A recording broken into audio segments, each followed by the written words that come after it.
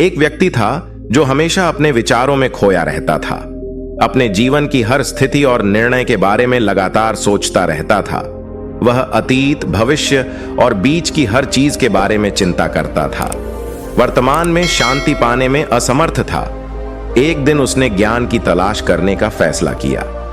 एक जैन मास्टर ने सीखा कि ज्यादा सोचना कैसे बंद करें। जैन मास्टर ने उस आदमी की परेशानियों को धैर्यपूर्वक सुना और फिर उसे पास के तालाब तक अपने पीछे चलने के लिए कहा।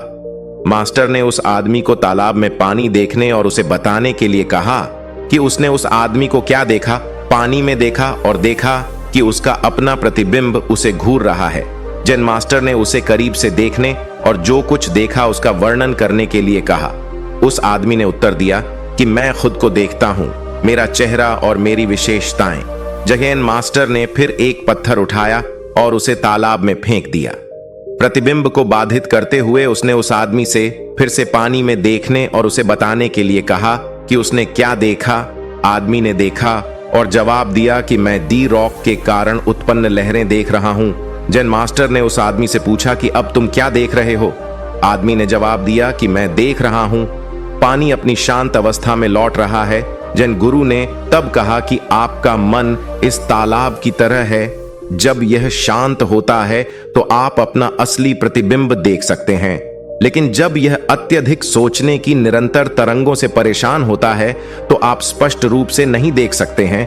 अधिक सोचने को रोकने की कुंजी सीखना है। अपने मन को शांत करने के लिए, लहरों को दूर करने और शांति और स्पष्टता की स्थिति में लौटने के लिए आदमी को जैन मास्टर के शब्दों की सच्चाई का एहसास हुआ और उसने अपने मन को शांत करने और वर्तमान क्षण में शांति पाने के लिए ध्यान और माइंडफुलनेस सीखने का अभ्यास करना शुरू कर दिया।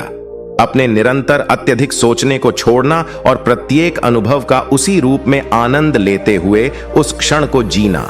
और उस दिन से उसे अपने जीवन में खुशी और संतुष्टि की एक नई भावना मिली, क्योंकि उस व्यक्ति ने ध्यान और दिमागीपन का अभ्यास करना जारी रखा। उसने पाया कि उसकी अत्यधिक सोच कम हो गई थी। वह अब लगातार चिंता और चिंता से ग्रस्त नहीं था और इसके बजाय उसने खुद को सक्षम पाया। वर्तमान क्षण को अधिक सहजता और आनंद के साथ जिए। उसने अपने आसपास के जीवन की सरल सुंदरता की भी सराहना करना शुरू कर दिया। सुबह पक्षियों के गाने की आवाज से लेकर अपनी त्वचा पर सूरज की अनुभूति तक उसे एहसास हुआ कि उसे अपने अत्यधिक सोचने से मुक्ति मिल गई है। वह जीवन की समृद्धि को पूरी तरह से अपनाने और समय के साथ सच्ची खुशी पाने में सक्षम था। उस व्यक्ति के दोस्तों और परिवार ने उसमें बदलाव देखा। वह अब अपनी चिंताओं से परेशान नहीं था और इसके बजाय शांति और आंतरिक शांति की भावना का संचार कर रहा था।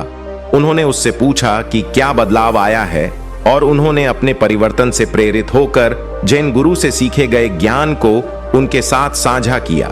संगीत, उनके कुछ दोस्तों और परिवार ने भी माइंडफुलनेस और ध्यान का अभ्यास करना शुरू कर दिया और जल्द ही वे भी वर्तमान क्षण में जीने और जाने देने के लाभों का अनुभव कर रहे थे।